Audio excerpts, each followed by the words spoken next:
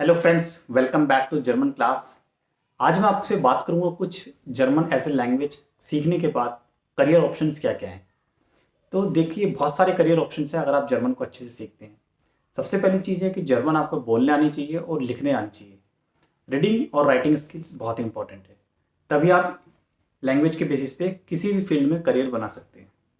तो अगर आप लैंग्वेज में बहुत अच्छे हैं तो लैंग्वेज को पूरा कीजिए, C1 C2 लेवल तक कीजिए। उसके बाद आप अगर इंटरेस्टेड हैं तो आप अकेडमिक्स में जाइए, बैचलर्स कीजिए और मास्टर्स कीजिए। मास्टर्स करने के बाद लैंग्वेज में बहुत सारे ऑप्शंस हैं। अगर आप अकेडमिक्स में ही आगे जाना चाहते हैं तो आप टीचर बन सकते हैं, प्रोफेसर बन सकते हैं कॉलेज में। प्राइवेट यूनिवर्सिटीज़ बहुत है आजकल जहाँ पे फॉरेन लैंग्वेज पढ़ाई जाती है। वहाँ पे आप as a assistant professor work कर सकते हैं। काफ़ी अच्छी सैलरी मिलती है, लेक्चर बेसिस पे सैलरीज मिलती है। जितना आप लेक्चर पढ़ाओगे उतनी आपको सैलरी मिलेगी। और इसके अलावा अगर आप फ्रीलांसर वर्क करना चाहते हैं तो आप एज ए ट्रांसलेटर काम कर सकते हैं, इंटरप्रेटर काम कर सकते हैं, टूरिस्ट गाइड बन सकते हैं आप, जिसमें कि आप घूमने भी जा सकते हैं। फॉरेनर्स के साथ आपका इंटरेक्शन होगा, गेट टुगेदर होगा, नए कॉन्टैक्ट्स बनेंगे और अर्निंग भी होगी। तो टूरिस्ट गाइड बनना है तो उसके लिए आपकी स्पीकिंग स्किल्स बहुत अच्छी होनी चाहिए, जिससे कि आप नेटिव जर्मन्स के साथ इंटरेक्ट कर सकें। जर्मन प्लस साथ में इंग्लिश का आना बहुत ज़रूरी है। इंग्लिश और जर्मन दोनों लैंग्वेज कंपलसरी है अगर आप as a tourist guide freelancer काम करना चाहते हैं।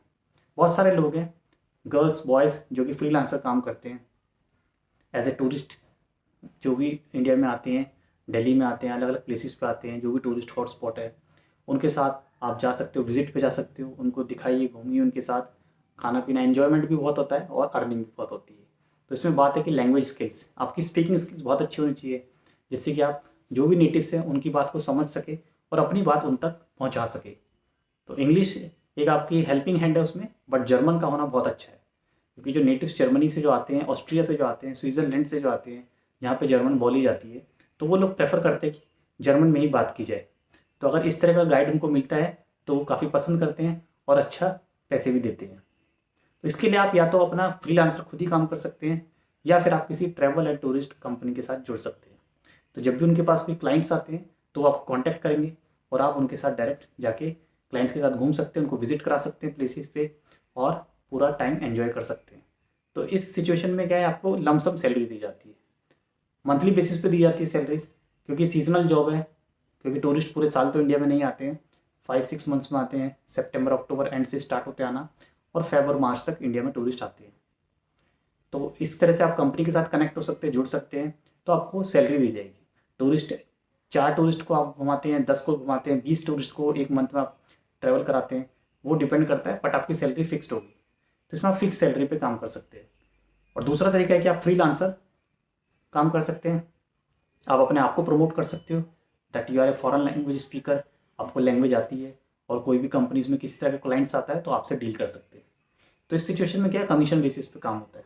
कंपनीज आपको कमीशन देती है कि आप इतने क्लाइंट्स को विजिट कराएंगे तो आपको इतनी पेमेंट मिलेगी, एक टूर का इतना पैसा है, 2 टूर के इतने पैसे हैं। तो ये आपकी इस पर इनकम सोर्स है। अब आगे बात करते हैं हम एमएनसीज। कॉर्पोरेट सेक्टर बहुत है इंडिया में, जो भी कॉर्पोरेट सिटीज़ हैं देख सकते हैं आप, दिल्ली एनसीआर में, बेंगलोर में, हैदराबाद में, कलकत्ता में, पुणे में, मुंबई में। तो यहाँ पे काफ़ी कॉर्पोरेट कंपनीज है, काफ़ी जर्मन कंपनीज है जो कि इंडिया में अपना ऑपरेशन करती हैं, अपना काम ऑपरेट करती है इंडिया से। तो यहाँ पे कॉल सेंटर्स भी और कंपनी के अपने अपने ऑफिसेज भी हैं। तो इन कंपनीज में आप काम कर सकते हैं as a German language speaker. German profile में आप काम कर सकते हैं। अब इसमें काम क्या होता है, एक तो ट्रांसलेशन का काम होता है। सपोज आप किसी कंपनी के लिए काम कर रहे हैं तो वहाँ पे जो क्लाइंट्स जो जर्मनी में रहते हैं, जो ऑस्ट्रेलिया में रहते हैं, मतलब जर्मन स्पीकिंग कंट्रीज़ में जो क्लाइंट्स हैं, जो कस्टमर्स हैं कंपनी के, उनको कोई प्रॉब्लम होती है तो वो राइट करते हैं, मेल लिखते हैं। एक मेल लिखेंगे, उन मेल्स को आप पढ़ोगे और उसके अकॉर्डिंग आप उसको रिप्लाई करोगे। तो ये होता है बैक एंड प्रोसेस। इसमें आप सिस्टम पे बैठते हैं, डेली बेसिस पे क्वेरीज को चेक करते हैं कस्टमर्स की, कंपनीज के लिए, और फिर उनको उसी के अकॉर्डिंग आंसर करके सोल्यूशन देते हैं। तो ये बैक एंड प्रोसेस होता है। हालांकि इस काम के लिए कंपनी ट्रेनिंग देती है, किस तरह से आपको मेल्स को रिप्लाई करना है, किन बातों का ध्यान रखना है रिप्लाई करते टाइम, और किस तरह के कस्टमर्स की जो क्वेरीज हैं उनको रिजॉल्व करना है। तो ये हो गया बैक एंड प्रोसेस। और इसमें कॉलिंग प्रोसेस भी होता है कि आप चाहें तो ऐसे कॉल सेंटर जिसको हम बोलते हैं, कॉलिंग पे बात करेंगे कस्टमर से, 1-to-1 इंटरेक्शन करेंगे ऑन द स्पॉट, और उनकी बात को समझेंगे और उसके अकॉर्डिंग रिप्लाई करेंगे। तो जाहिर सी बात है, इसके लिए आपकी जर्मन स्पीकिंग बहुत अच्छी होनी चाहिए, आपकी लैंग्वेज स्किल्स बहुत अच्छी होनी चाहिए, जिससे कि आप क्लाइंट्स की बात को समझ सकें और उसके अकॉर्डिंग उसको रिप्लाई कर सकें। तो अगर आपको जर्मन आती है, स्पेशली आपकी लिसनिंग स्किल्स अगर अच्छी हैं, तो आप इस काम में काफ़ी आगे तक जा सकते हैं। तो ये है कॉर्पोरेट सेक्टर की बात। इसके अलावा और जो ऑप्शंस हैं वो है जर्नलिज्म।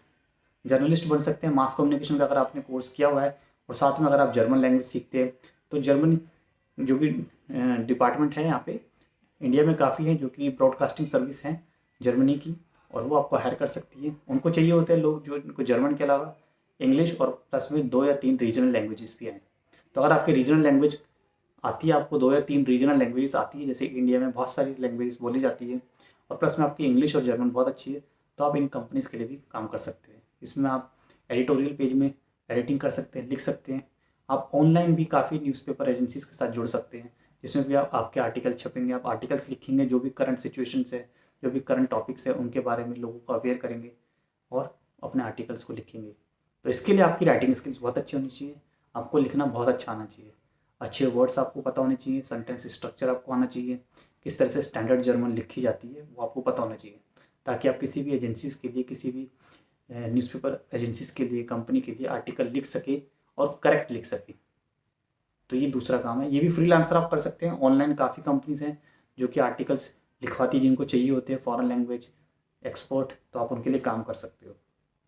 तो ये हुई एज ए जर्नलिस्ट, अगर आपने मास कम्युनिकेशन का काम किया है या उसमें आपको थोड़ी बहुत ट्रेनिंग की ज़रूरत होगी, वो आप सीख सकते हैं। और अगर आपने ऑलरेडी पहले से ट्रेनिंग ली हुई है, तो आप डायरेक्ट किसी भी कंपनी के लिए काम कर सकते हैं।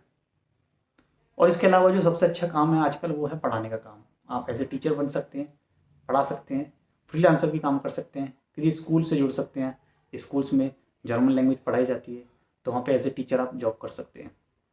तो इसके लिए क्या है रिक्वायरमेंट, कि आपकी लैंग्वेज स्किल्स अगेन अच्छी होनी चाहिए, साथ में आपको पढ़ाने की टेक्निक आनी चाहिए।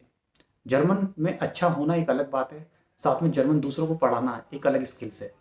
आप खुद बहुत अच्छे हो जर्मन में, आपकी स्किल्स बहुत अच्छी है, बट ज़रूरी नहीं कि आप अच्छे टीचर हो। जैसे कि कहते हैं कि एक अच्छा स्टूडेंट एक अच्छा टीचर हो, ऐसा ज़रूरी नहीं है। तो इसके लिए एक अलग स्किल्स की ज़रूरत होती है, किस तरह से आपको लैंग्वेज पढ़ानी है, कैसे आपको अपनी बात दूसरों को बतानी है। आपको लैंग्वेज आती है नो डाउट, बट क्या आप इस बात को दूसरों को पढ़ा सकते हो, क्या आप किसी दूसरे को अच्छे से समझा सकते हो। तो इसके लिए कुछ क्वालिटीज होती है, पेशेंस, कंट्रोल, सेल्फ कॉन्फिडेंस, और पढ़ाने का जो तरीका और जो पैशन। टीचिंग एक ऐसा प्रोफेशन है जिसमें पैशन बहुत जरूरी है। केवल पैसे के लिए आप टीचिंग में आते हैं तो वो आपको सक्सेस नहीं दिलाएगा, जब तक कि आप पैशन नहीं है। आप में पढ़ाने का जुनून होना चाहिए, पैशन होना चाहिए, ये वाकई में आप टीचिंग को पसंद करते हैं, तभी आप इस प्रोफेशन में सक्सेस पा सकते हैं। तो टीचिंग प्रोफेशन भी आप कर सकते हैं। आजकल फ्रीलांसर पे आप टीचर बन सकते हैं, एज ए ट्यूटर आप काम कर सकते हैं, किसी एकेडमी के लिए पढ़ा सकते हैं, ऑनलाइन भी आप पढ़ा सकते हैं और ऑफलाइन भी आप पढ़ा सकते हैं। तो इसके लिए स्किल्स चाहिए, बहुत अच्छी जर्मन चाहिए, writing skills, speaking skills, listening skills, ठीक है, और रीडिंग स्किल्स। चारों स्किल्स में आपको महारत होनी चाहिए, बहुत अच्छी स्किल्स होनी चाहिए, तो आप अच्छे से पढ़ा सकते हैं। तो इस तरह से काफ़ी वैकेंसीज होती हैं जो कि आप न्यूज़पेपर में पढ़ सकते हैं। डेली बेसिस पर अगर आप न्यूज़पेपर पढ़ते हैं तो आपको पता रहेगा कि कहाँ पर वैकेंसीज निकल रही है और आप कहाँ पर सूट करती है, आपको किस वैकेंसीज के लिए आप एलिजिबल हो, किस पोस्ट के लिए आप एलिजिबल हो। और आप साथ साथ गूगल पे सर्च कीजिए, अपना प्रोफाइल बनाइए एज ए प्रोफेशनल। आप लिंक्डइन पे प्रोफाइल बनाइए अपना। आजकल तो सोशल साइट्स पे भी काफ़ी वैकेंसीज की जानकारी मिल जाती है, तो उनका अच्छे से प्रयोग कीजिए, उनका पॉजिटिव मैनर में यूज़ कीजिए। आप जितनी भी सोशल साइट्स हैं, बहुत अच्छा मीडियम है आजकल अपनी बात कहने का और साथ साथ अपने आप को प्रमोट करने का। और वैकेंसीज अगर आप जॉब ढूंढ रहे हो तो उसके थ्रू भी आप जॉब ढूंढ सकते हो। एक ऐसे ही एक प्लेटफॉर्म है जिंग, XING, जिंग। जिंग प्लेटफॉर्म को आप सर्च कीजिए, उसमें अपना अकाउंट क्रिएट कीजिए। वहाँ पे क्या है कि आपको सारे यूरोपियंस मिलेंगे। जैसे इंडिया में लिंक्डइन बहुत फेमस है, उसी तरह से यूरोप में जिंग बहुत फेमस है। वहाँ पे आपको काफ़ी बड़ी बड़ी कंपनीज के बड़े बड़े पोस्ट पर काफ़ी एक्सपर्ट्स आपको मिलेंगे। वहाँ अपना प्रोफाइल बनाइए, अपना वर्क एक्सपीरियंस ऐड कीजिए और लोगों से कॉन्टैक्ट में रहिए। तो इस प्लेटफॉर्म के जरिए आप वैकेंसीज के बारे में पता कर सकते हैं और जो भी आपके लिए सूटेबल जॉब है उसको आप सेलेक्ट करके ज्वाइन कर सकते हैं। तो इस तरह से वैकेंसीज काफ़ी होती हैं, सिर्फ आपको अच्छे से यूज़ करना है, अपनी स्किल्स को बताना है और अपनी स्किल्स को अपडेट करते रहना है। और जहाँ तक जर्मन की बात है, तो जर्मन लैंग्वेज को आप जितना ज़्यादा पॉलिश करेंगे, जितना ज़्यादा अच्छे से आप पढ़ेंगे, उतनी आप में एक्सपर्टीज आएगी। लैंग्वेज में एक्सपर्टीज होना बहुत ज़रूरी है, ताकि आप अपने आप को बोल सके, बोल के बता सके और लिख सके। स्पीकिंग स्किल्स बहुत ज़रूरी है, लैंग्वेज में स्पीकिंग स्किल्स का आना बहुत ज़रूरी है, क्योंकि लैंग्वेज का एक्चुअली मकसद ही यही है, कम्युनिकेट करना। कम्युनिकेट करने के लिए आपको वन टू वन इंटरेक्शन करना होता है। जैसे कि हम लोग हिंदी में बात करते हैं, इंग्लिश में बात करते हैं, तो हमारी स्किल्स काफ़ी अच्छी है।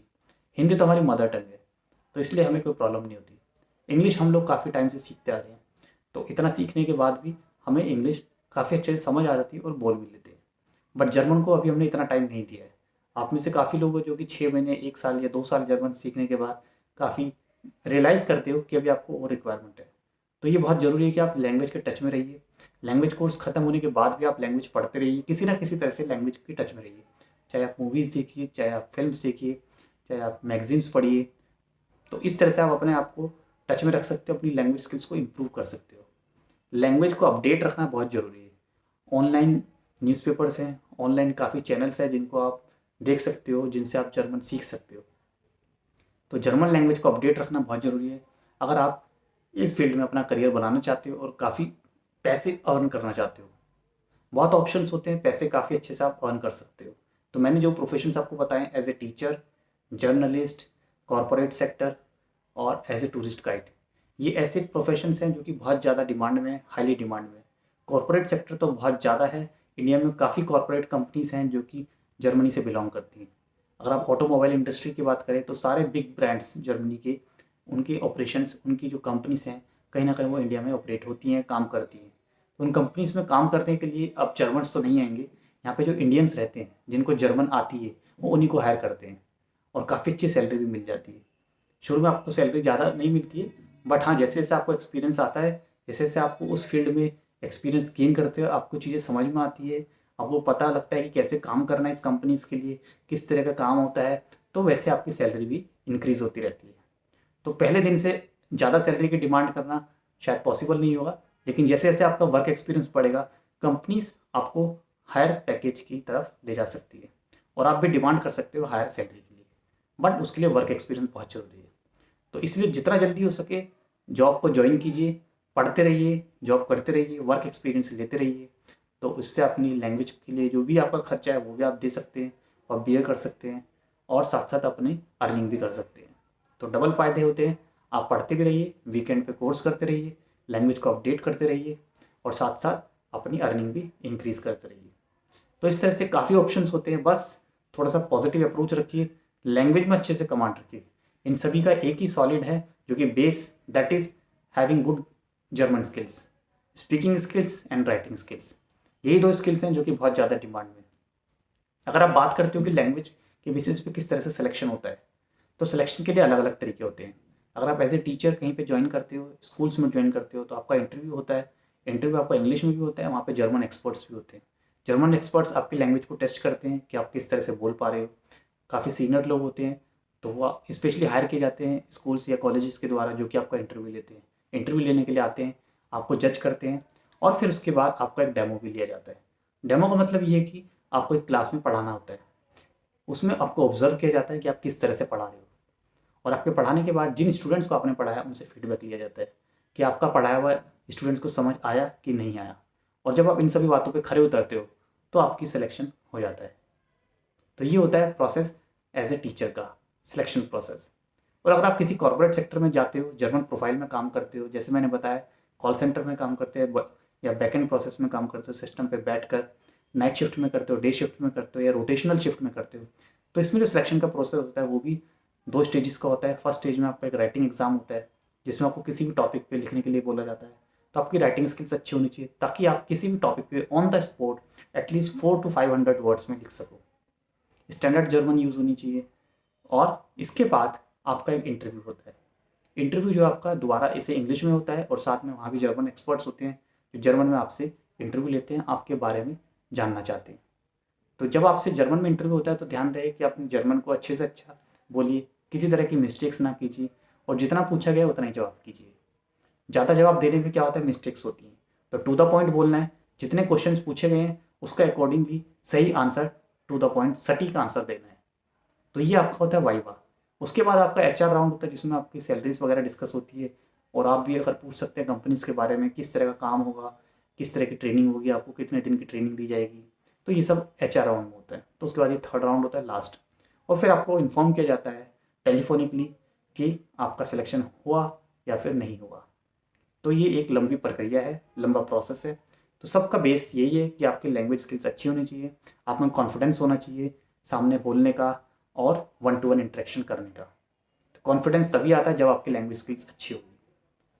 तो ये छोटा सा वीडियो मैंने बनाया था आप सभी के लिए, जो भी लोग जर्मन सीख रहे हो या जर्मन सीखने के बाद आप एज ए करियर इंडिया में देख रहे हैं। तो अगर आपको वीडियो पसंद आया तो ज़रूर कमेंट बॉक्स में लिखना, और अगर आपके कोई डाउट्स है तो भी आप कमेंट बॉक्स में ज़रूर मुझे बताना। I will try to answer you as soon as possible. तो मिलते हैं एक नए वीडियो में। Till then bye bye, take care.